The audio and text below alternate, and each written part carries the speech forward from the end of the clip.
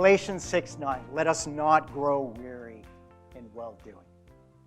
I just, hopefully, when I come to a morning like this, I tend to just pray and ask the Lord to give me an appropriate word, a word that's going to meet people, and I just thought that some of us might be a little weary in doing well. And part of it is the year that we've all been through and all this kind of stuff and but then part of it is just, you know what's right. You know what the Lord has shown you. You know the vision. You know what I mean, and you grab hold of that, and you just start going for it, and you go for it, and then a day turns into a week. So we have a tendency with the passage of time and not seeing results for long periods of time. Some of us grow weary very, very quickly, and we just have a tendency to slip into, Christian lifestyle, as opposed to walking in the power of the living God, as opposed to looking to Him and just expecting Him. And, that scripture, though you slay me, yet I will worship you. It's just like, I'm not going to give up on who I know you are and the fullness that you can impart into my life and into my family. I'm just going to go for it no matter what. It's fascinating to read, Paul's letters and the book of Acts and stuff like that. And he was just so expectant that Jesus was going to return. He was talking about it all the time. We have to live for that day. We have to anticipate that day. We have to, just that's our blessed hope. And he's just going for it all the time.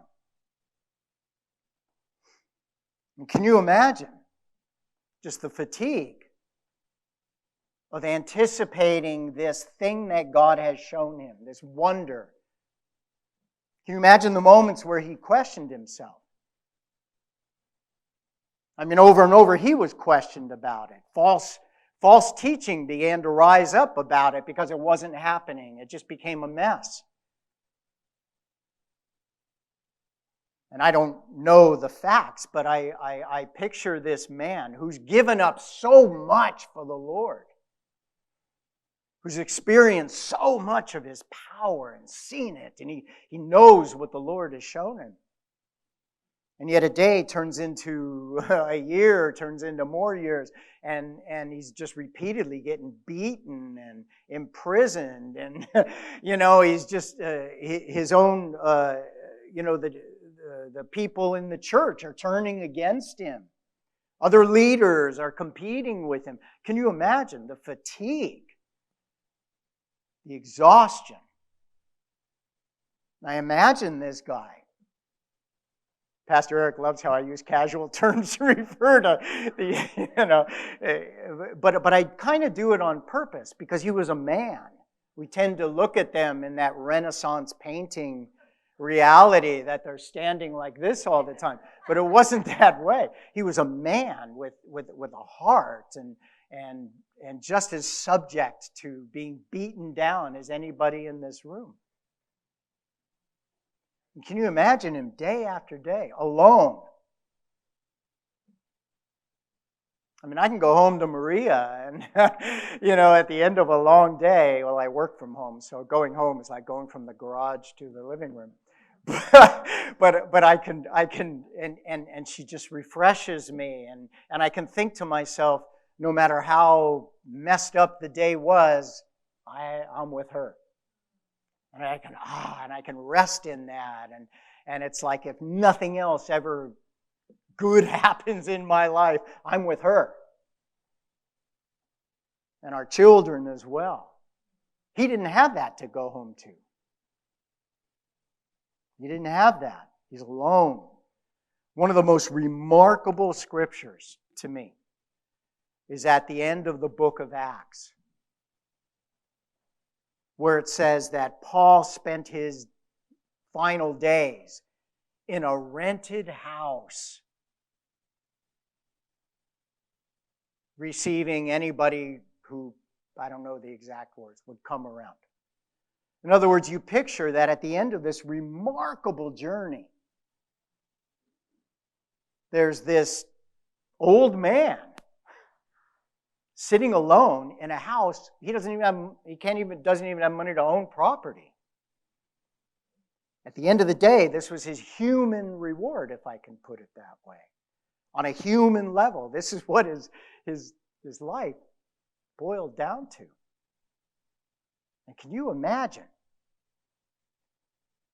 So for you and I to grow a little weary, we're in very good company. We're in very, very good company. I don't know how accurate this is, but in my research and in my exploring the life of Jesus, you know how he was so often, he went up to the Mount of Olives and he was praying all night long. You know, all of his buddies are sleeping and resting and having dinner and enjoying their families. He's up on the Mount of Olives by himself and he's praying all night long. And we tend, again, to picture that in that Renaissance painting way, that, you know, very religious and everything like that. And I'm sure that was a big part of it. But I have a funny feeling, since he was 100% human. The book of Hebrews says that he was tried and tempted in every way known to man. In other words, the same discouragements and the same doubts and the same whatever clawed at him as well as a man. He's 100% God and 100% man. But humanly, he took no advantages over anybody in this room. Could have, but he didn't. And I could be wrong, but I picture him up there on the Mount of Olives, just crying, if I can put it this way, in the arms of his daddy. Please, Father, give me the strength to go out there tomorrow. Please, Father, give me the strength to run this race. We're in very good company when we grow weary. We're not alone in that. If I can tell you a little bit about that trailer you just saw. We shot that in November of 2019 in the hills around Los Angeles. And just to give you the backstory, what we're in the middle of filming, we'll complete filming in September of this year. And the film will be the Gospel of John word for word, just like we did Matthew so many years ago. As Pastor Eric mentioned, you know, I'm raising the funds independently for it on a donation basis. And it's taken me quite some time to get to this point. Some would say with the funds that we're working with, what we're trying to do is impossible. And I would say, well, we're going to do it anyway. And, you know, and that's what we're about to do. But let me give you a little bit of the backstory. In 1996, I'm looking around the room. Some of you in this room weren't even born yet, I don't think. In 1996, I was sitting in a cafe in Johannesburg, South Africa, and just enjoying an afternoon lunch after a morning of ministry, and I just felt this ping in my heart to put the Gospel of John on film, word for word. The exclamation point there was 1996. That's when that journey began. And I remember asking the waiter, you know, can I borrow a pen? And I took the pen and I scribbled on a napkin the opening scene. Sitting there having my sandwich. In the beginning was the Word, and the Word was with God, and the Word was God. He was with God in the beginning. Through him all things were made. Without him nothing has been made. Nothing was made that has been made. In him was life. And that life was the light of men. The light shines in the darkness, but the darkness has not understood it. And I just penned those opening words, and I wrote the opening scene. In 1996, that vision is about to be fulfilled in 2021. Do the math. It's almost 30 years later. And I was much younger then, and I was gung-ho, and I was seeing God do miracles. I was moving through Africa, just watching God do miracles, and just full of fire, and it's just like, it was just like I was seeing God in big ways, and just full of expectation, and full of evidence of his power, and evidence of his glory, and evidence of the wonder. And I just knew what I knew, and just so sure of myself in every way, and on fire, man. And the Lord gave me a pattern. He didn't want me to go to investors and get the money that way. And the reason for that is so that the film could be set apart for ministry. That it wouldn't be subject to any profit motivation. It would be entirely free for ministry. And he gave me the pattern to raise the funds based on Exodus 35. Thousands and thousands of God's children just giving small amounts so that there's no burden on anybody. Little did I know, years later, that would be called crowdfunding. I think in 2008 that concept was born, and I remember seeing it and just thinking, oh wow, the Lord gave me that back in 1996. I just didn't give it a name, and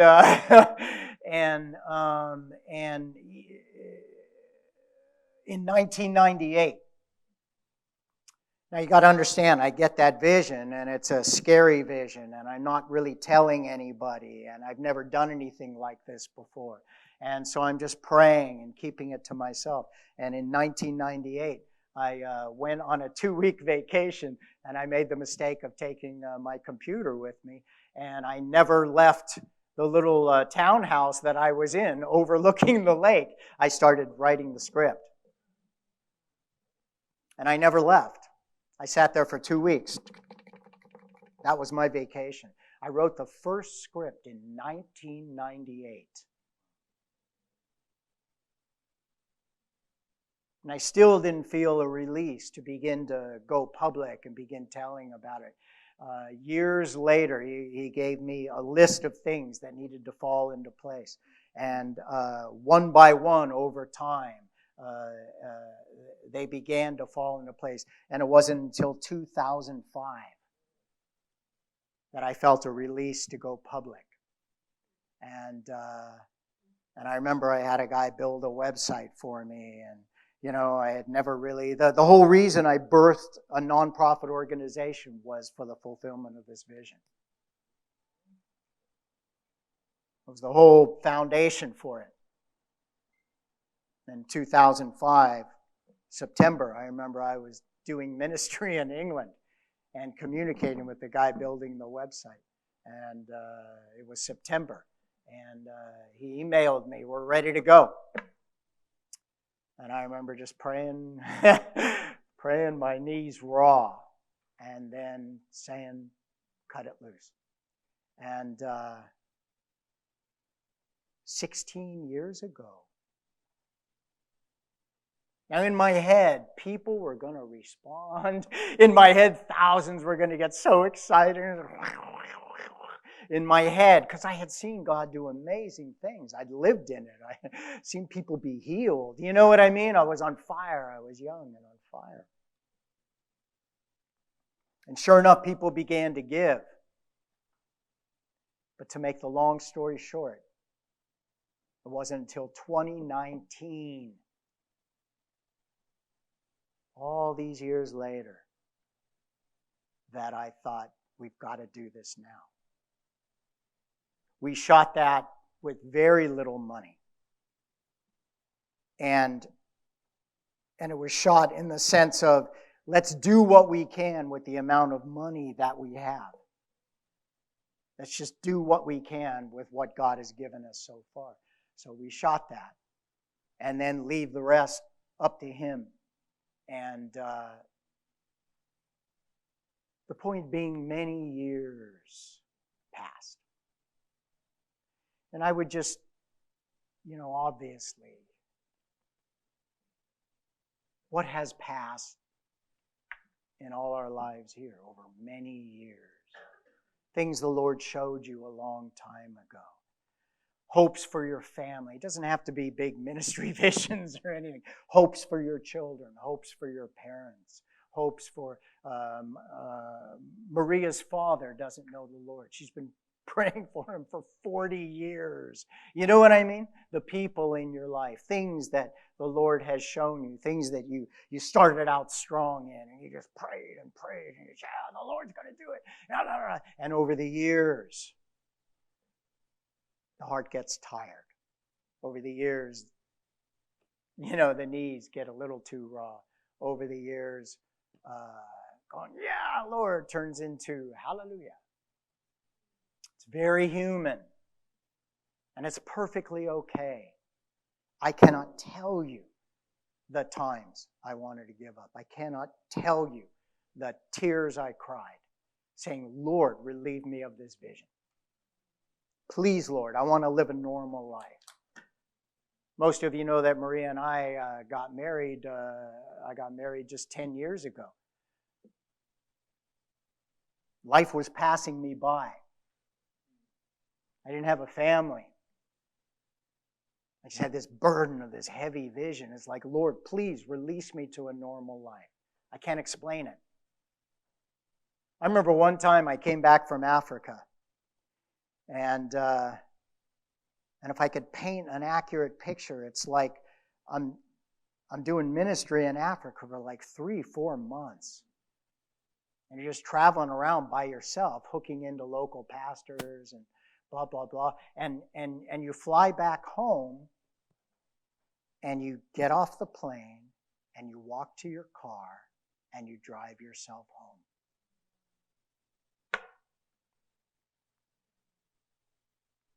I can't tell you the aloneness. I can't tell you how alone that apartment felt. Trip after trip, returning home. Nobody knew. To the outside world, it's like, look at that guy. You know what I mean? Look at him go. He's just like, go for Jesus. You know what I mean? Nobody knew. Now, I'm sure not going to run around telling people. I remember I would stop at this Chinese takeout place on the way home from the airport, and that was my routine for years and years and years. And meanwhile, developing what you saw on the screen and praying and praying and praying. I remember one time I just decided to give up. I've had enough. I'm out. I'm done. This isn't happening. I'm not seeing God's favor. You kind of, you use the little spiritual indicators. I'm not seeing God's favor. I was wrong. I missed it. Everybody else is off living their lives and, all this kind of stuff. And I've just missed it. I'm out. I'm done. And this would have been about 2002. And I drove to church. I used to go to church on Saturday nights. And of course, my pastor at the time, he knew the whole thing about my vision and blah, blah, blah. So I drove to church and I'm done. And I walked in and I sat in the back of the church. And Pastor Scott, he's given his message and blah, blah, blah. And then it comes that point, the pastors, they've given their message and then they come out in front of the podium. And it's like they're going to talk heart to heart, And he stepped in front of the podium. I'm way in the back. And he says, there's a guy in this church that God's given an incredible vision to make a movie based on the Gospel of John. And he's been at it for years. Now, you got to understand, I'm sitting in the back. He doesn't know that. It's a big church. If that's for me, I'm much too busy right now.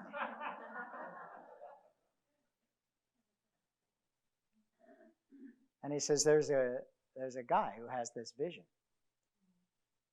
And he says it's an impossible vision. It's a remarkable vision. He said, but I know God's going to fulfill that vision. He had no idea I was sitting there. I know God's going to fulfill that vision. And as you can imagine, I'm in the back. And I ran out the door. I ran and sat in my car, and I just cried. I just cried before the Lord. I cried before the Lord. I can tell you about a time when I got back from Africa and I went to the laundromat. It's very funny, people's impression of your life. You know, they had this picture that, I'm driving convertibles down Malibu. You know what I mean? It's just hilarious at this event last night. It's just so comical that people have this impression of who I am and my life. It's just very funny. Pastor Eric knows the truth.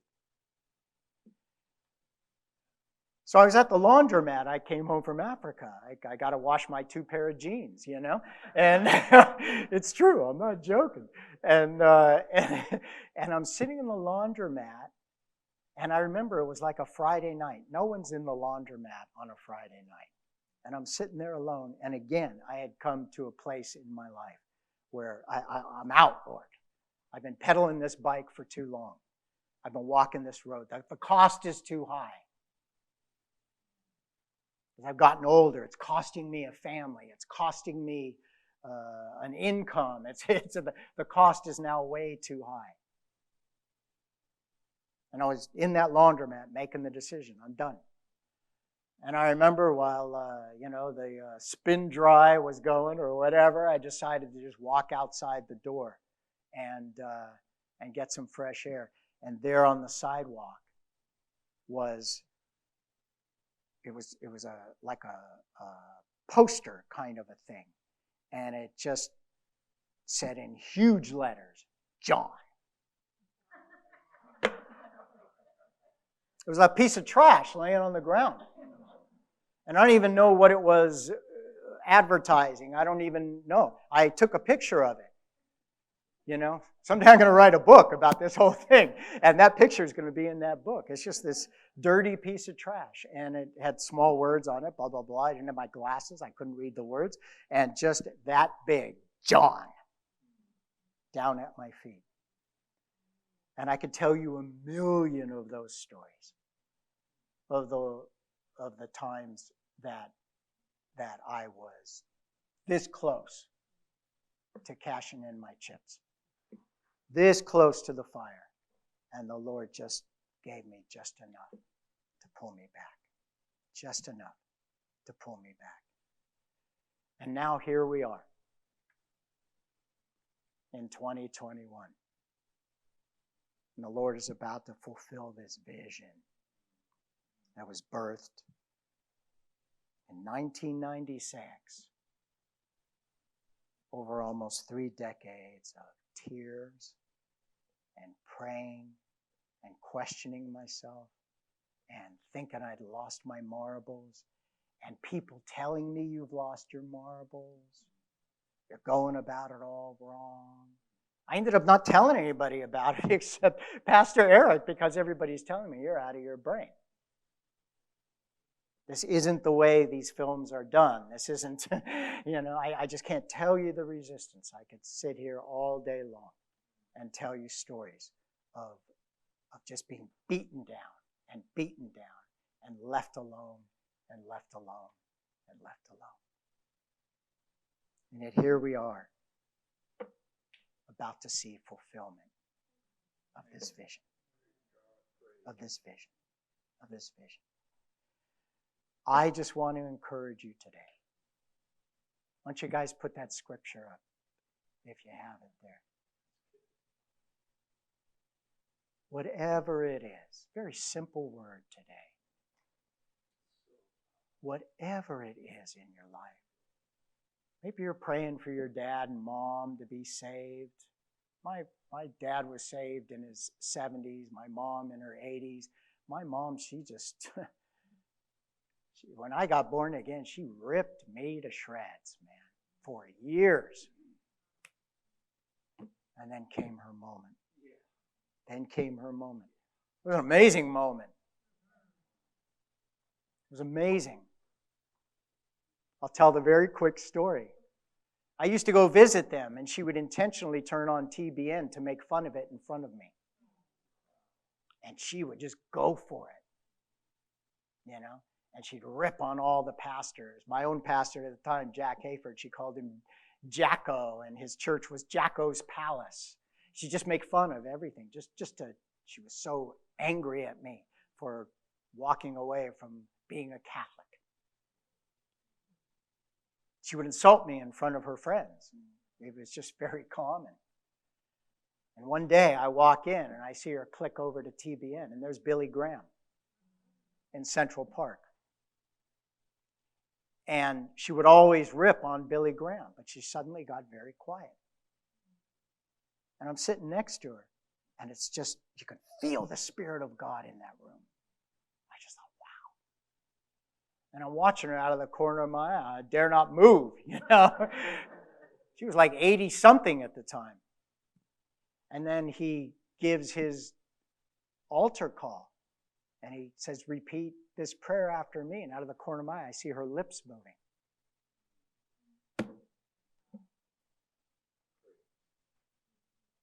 And then when it was all done, I said to her, when it was all done, she said, he's a good man. After years of ripping the guy to shreds. And I said, do you believe what he was saying? And she said, yeah. I said, do you understand it? It's so cute. She said, not all of it. So honest. But the presence of God, it was her moment. 15, whatever. I don't know how many years of praying for my mother.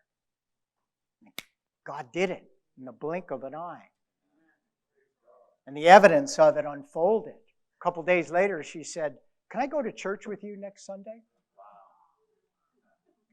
She hated the place. She used to rip on the place. I took her to church with me. You know, my mother was born again. Years of travail, and her moment came. May I just speak into whatever it is. Your moment will come. The moment will come. She will come to Jesus. She will come home. He will turn around. Righteousness will prevail. You will see the power of God in whatever situation it is, and He will fulfill the vision. He will fulfill the vision. And it's yours to not grow weary in well-doing, to get on your knees and rage against the darkness through tears if need be, and just keep contending for what God has shown you. Keep contending for what God has shown you. Against all odds, against all people telling you you're a fool. Keep contending for what God has shown you. Don't grow weary in well-doing. Don't let your heart get tired. Don't let your heart get tired. Pray, seek Him, expect Him now. And if He doesn't show up the next day, you expect Him now. And you keep expecting Him now. And you don't stop expecting Him now. Because any moment could be that moment. I just want to revive your vision. Come, Pastor. I just want to revive your vision. I just want to revive a little bit of fire for whatever it is. Even if you're older, it doesn't matter. Just go for it. Don't grow weary in well-doing. For at the proper time, you'll reap a harvest if you do not give up. If you do not give up. God has shown you things. He's given you promises.